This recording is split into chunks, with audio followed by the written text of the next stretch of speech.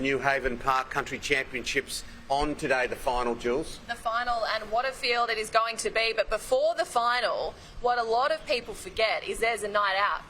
And all the contenders always find out the hard way that there is a night out before day one. It's at the Doncaster Hotel, which is just here, and the Kellys put on quite a show. And Danny Williams, the trainer of Bandis Boy, the favourite, was there. And we are joined by Danny and two of the very happy owners of Bandis Boy, of course, Margot and Jack Coffey. How are we, guys? Yeah, good, thank you. Well, yeah. thank you. Yeah, Oh, tell the truth. You're all feeling a bit second-hand, aren't you?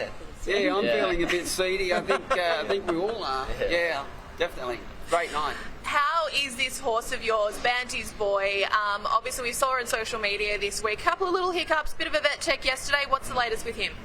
Look, everything's fine. Yes, he was pretty sore on Tuesday when Racing New South Wales stewards and vets came down to check him, but it was actually a blessing that it actually happened because we'd done very little with the horse and I didn't actually see him lame, so when they trotted him up we identified the issue and acted on it very quickly, and we've put a lot of procedures in place in the last 4 days since then, and he's fine this morning and great yesterday as well when he got better. Jack, this is a great family story. Your grandfather bred the horse? Yeah, he did actually. He bred it, and he's lived in the country his whole life, and to have it in the country championship finals, he would have been very proud of the horse and everything it's done. He had a break off the back of that heat win in Maruya, Danny. He comes out and he wins a Group 3 at Rosehill last week. I think it was Greg Radley who said in the coverage, not a bad warm-up in the lead-up to a country championships final. Yeah. After the qualifier, all my runners went out to the paddock for just short of a week, and look, he came back, and most probably it was a blessing. He'd improved, taken that next level, and we'd penciled in Rosehill to run the week before. We weren't certain that the result was going to be the same, but we just penciled in a similar program to what we did going into the qualifier, where he ran 7 days out. I rang the handicapper and asked for a bit of assistance of what he felt and whether we were sort of heading in the right direction, if there were any other races, and we sort of both came to the conclusion that the Star Kingdom the week before was about the only race he was best suited in, and my biggest concern was not getting a run in the race, and the handicapper said, look, in the last 5 years we haven't had a full field. Lo and behold, there was a full field of 16, a very star-studded lot, so seeing him win, it was just an amazing effort by the horse, and he's just gone from that one level to the next. Margot, your dad was a committee member at Forbes, Ben Hall Country for 30 years. Yes. What does this whole story mean to you and the family? Oh, it's very special, and yeah, we're grateful that we've got Bandis Boy. It feels like we still have that little connection with Dad now that he's not with us anymore. It's like he's left us this little legacy, and yeah, it's very special, and the horse was very special to Dad. He spoke about him all the time, was really excited and at what the future held for him.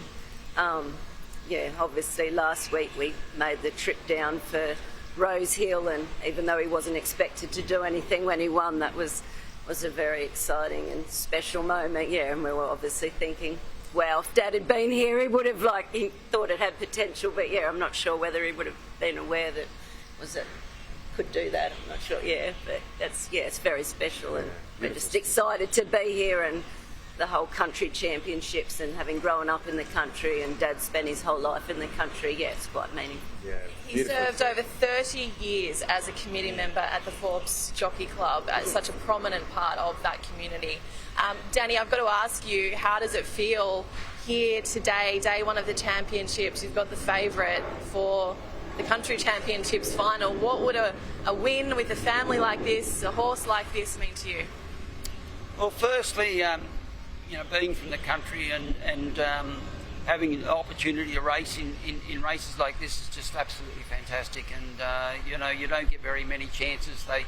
It's a little bit like the Golden Slipper. They only run a certain number of horses. You've got to get into it. There's a lot of work leading into this to get to this point, and it's something that we have to program long before. So to actually get here and even have two runners it's just mind-blowing, and obviously for a lot of trainers it is life-changing, because we're racing the big stage for $1 million, and it would be really special to get a winner for John and John's family. I mean, you know, John's taken 30 years to get a decent horse, and unfortunately he can't see it, and you know, he's been looking down on us, and as Margot said, you know, they were sort of praying to the skies that John would bring them luck. And Margot's got a bit of a story about both sisters at Maruya.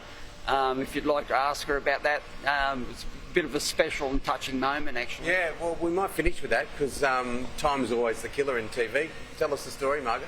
Oh, my oldest sister she resides in the UK, and she made, obviously, the trip back for Dad's service, and his service was on the Friday before the Maruya qualifier on the Sunday, and so we made the trek across from Forbes, Cowra, and but Dad's always had a love and interest in racehorses, but my oldest sister sort of was a career woman and never really followed. Yeah, she didn't share the same passion or interest, but anyway, she came across, but it was quite emotional a day for her.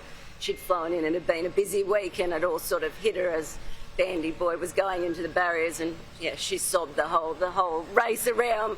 My son and husband were going, "Jackie, the race is on," like, and then when he was winning, he's winning. But anyway, last week she she went back to the UK and opened up a betting account, which she's never had one bet in her whole life, and said, "Oh, I've seen Bandis Boys racing at Rosehill," and I think it opened at 51 or so, or maybe it was a bit different in the UK. She said, "So I've put like 50 quid each way on it," and my husband was like, "Oh God," he said, "that's a big race." She didn't have any idea. Anyway, he ended up winning, and she won about £5,000. Tersh out.